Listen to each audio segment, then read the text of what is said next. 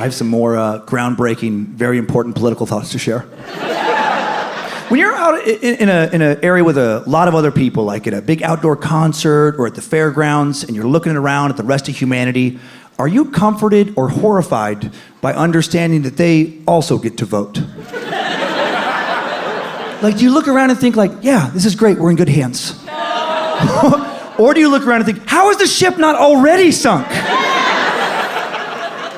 I just think it's crazy that you don't have to know anything about politics or politicians to be able to vote. Like nothing. You should have to pass some kind of test. Yes. I think a fair test would be you have to match a photo of the politician you're voting for to their name. That's it. Just photo to name. Like, if you don't even know what they look like, there's no fucking way you understand anything about them. And I bet a lot of people would get that wrong. Right? You'd be like, no, that's not Biden. That's an autopsy photo of a 117-year-old man. That photo was taken 6 weeks after he died. No, that is not Trump. That is Emperor Palpatine. It's a dark wizard. That is not Hillary Clinton, but you were very close. A lot of people get that wrong. That's a mugshot of actor Gary Busey.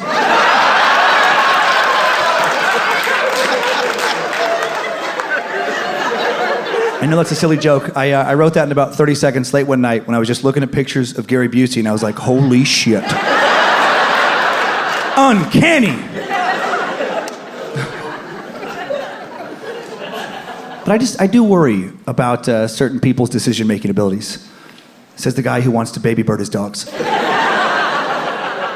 But some people's decisions, they're so objectively bad, and just over and over, I'm like, I don't know that they should be voting. Like, I'll give an example of who I'm talking about. There's a social media influencer, Stephanie Matto.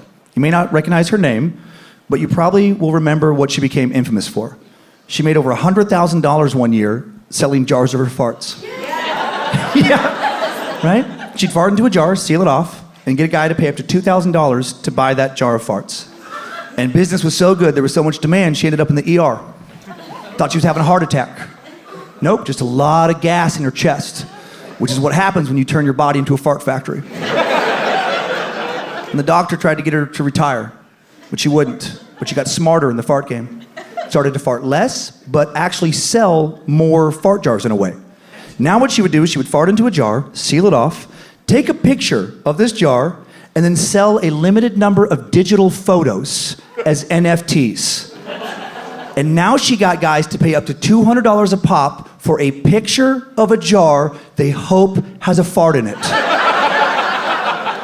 And you know these are jerk-off photos. That's what those guys are doing. They're beating off these photos, and they say you're not supposed to kink shame, but what the fuck is wrong with these guys? Who broke them? What series of bad decisions led to you only being able to come to a picture of a jar you hope has a fart in it? I just picture the saddest demographic for these fart jars. Just some dude, he was able to buy it with the birthday card money he got from his grandma.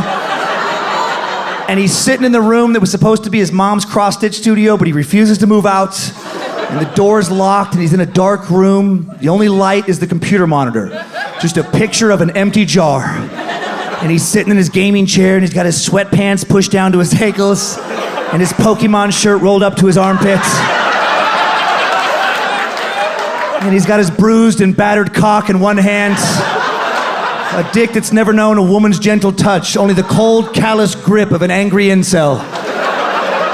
In his other hand, he has his phone. He's DMing Stephanie Matto. He's like, you promised there's a fart in the jar, right? I don't want to come to an empty jar like an idiot. I just think maybe that guy shouldn't be able to vote.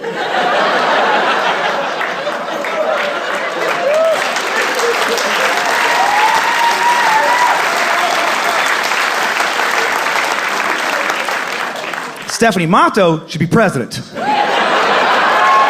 a genius. If you can sell jars of maybe farts, sky is the limit for your entrepreneurial activity.